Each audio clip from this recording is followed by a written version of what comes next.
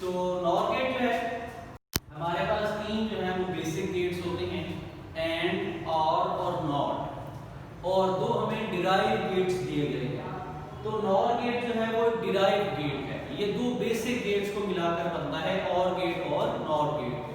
तो इसके बारे में कहते हैं The NOR operation is simply an OR operation followed by a NOT operation, यानी कि OR operation और NOT operation को जब हम मिक्स कर देते हैं तो हमारे पास क्या बन जाता है, NOR operation या NOR गेट बन जाता है। तो इसका हम देखते हैं स्ट्रक्चर कैसे हम बनाते हैं। ये A और B इनपुट्स हैं, तो इनको हमने OR गेट में लगाया हुआ है। यहाँ से हमें रिजल्ट के तौर पर आउटपुट मिलती है A प्लस B, क्योंकि OR गेट का जो फार्मूला है वो है x = A प्लस B, यहाँ से वो इनपुट हमें इस output b a plus b, इस आउटपुट को इनपुट के तौर पर यूज करते हुए आगे हम जो है लगा देते हैं नॉट गेट। नॉट गेट हमारे पास लग गया। नॉट गेट जो है क्योंकि वो इन्वर्टर कहलाता है, उसमें इन्वर्जन या कॉम्प्लीमेंटेशन का फंक्शन परफॉर्म करता है, तो उसने a प्लस b जो कि उसको इनपुट के तौर पर दी गई थी वो इसको इन्वर्ट कर देगा। तो हमारे पास आंसर में आएगा x = a plus b inverse.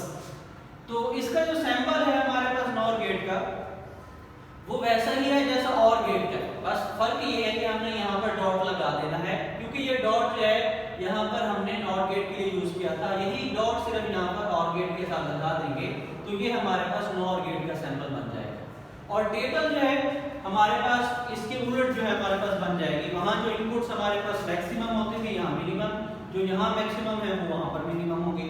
इसका फार्मूला है x = a plus b inverse. उसके लिहाज से ट्रुथ टेबल है a की वैल्यू 0, b की वैल्यू 0 है, हमारे पास 0 + 0 0 होना चाहिए था, लेकिन x = a plus b inverse है, इस वजह से आंसर हमारे पास क्या आ गया 1, क्योंकि हमने मैक्सिमम को मिनिमम कर देना है। इन्वर्ट करने का मतलब ये है, और मिनिमम को क्या कर देना है, मैक्सिमम। दो ही तो वैल्यूज होती हैं, 1 को 0 कर देना है, 0 को 1 कर देना है। जैसे 0 + 1 1 होना चाहिए था, लेकिन इन्वर्ट करके आंसर क्या आ गया 0। इसी तरह 1 + 0 जो है 1 होना चाहिए था, इन्वर्ट करके आंसर आ गया 0। 1 + 1 1 होना चाहिए था, हमारे पास यहाँ पर भी इन्वर्ट करके आंसर आ गया 0। तो नॉर गेट और ऑर गेट एक दूसरे के हमारे पास क्या हो गया, अपोजिट हो गए, कि यहाँ पर हमारे पास 3 इनपुट्स मिनिमम आती हैं, वहाँ पर 3 इनपुट्स मैक्सिमम आती हैं। यहाँ पर एक इनपुट मैक्सिमम है, वहाँ पर एक इनपुट जो है वो मिनिमम है।